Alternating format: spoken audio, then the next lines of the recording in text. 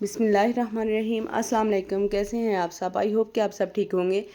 आज मैं आपके साथ रेसिपी शेयर करने जा रही हूँ, बहुत ही मज़ेदार डिलीशियस ही बन के रेडी होगी। तो चलें जी, हम बनाना स्टार्ट करते हैं। चिकन पुलाव की रेसिपी ये तो मामूल है हर घर में बनाना। तो बहुत ही इजी रेसिपी के साथ बहुत ही जूसी और मज़ेदार सा चिकन पुलाव मैं आपके साथ शेयर कर रही हूँ। तो चलें जी, बनाना स्टार्ट करते हैं।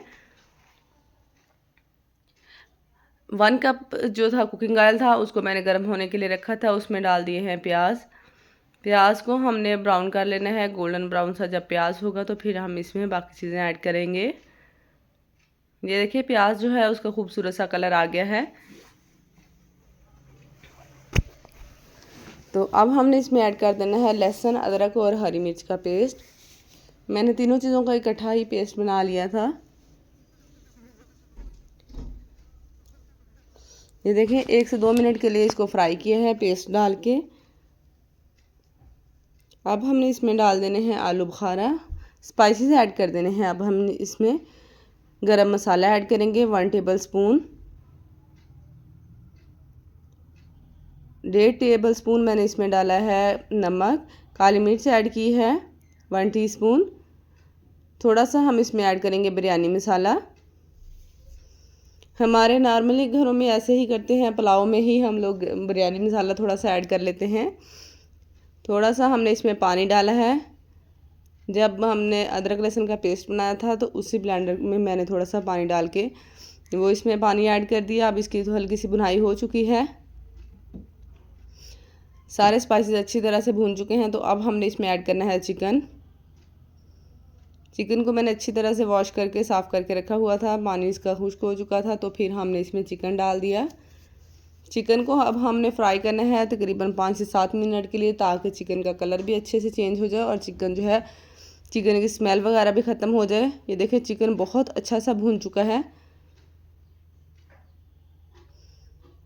आप ये देखिए कि मैंने इसमें टमाटर ऐड नहीं किए। मोस्टली जो है लोग टमाटर ऐड करते हैं पुलाव में, लेकिन मैंने इसमें टमाटर ऐड नहीं किए। टमाटर के बगैर ही बहुत ज़बरदस्त ये बनेगा। और अब हमने इसमें पानी डाल देना है। चिकन की जब भुनाई हो जाएगी अच्छी तरह से तो फिर हमने इसमें पानी ऐड करना है। पानी हमने इतना ऐड करना है जितने हमारे चावल थे, तो उससे दोगुना से थोड़ा सा कम ही पानी ऐड किया है। और साथ ही मैंने इसमें 4 से 5 लेमन का जूस इसमें डाल दिया। लेमन जूस और काली मिर्च के साथ इसका बहुत अच्छा टेस्ट आता है। बहुत ही जूसी सा ये जो है पुलाव हमारा बन के रेडी होगा। यहाँ पे देखें जो चावल थे उसको मैंने 15 से 20 मिनट के लिए पहले भिगो के रखा हुआ था। चावल अच्छी तरह से पहले धो के फिर इनको भिगो के रख दें। तो जो चावल भीगे हुए होते हैं उनका टेस्ट ही अलग होता है, बहुत ज़बरदस्त बनते हैं और खिले खिले भी बनते हैं। यहाँ पे हमने चावल डाल दिए हैं, ऊपर से कवर कर देंगे ताकि चावल भी अच्छी तरह से गल जाएं। बीच में से एक दफ़ा इसमें चम्मच हिला दें। और ये देखें यहाँ पे जो है पानी इसका ड्राई हो चुका है। अब ये दम वाली स्टेज पे आ चुके हैं। अब हमने इसको दम पे रखना है।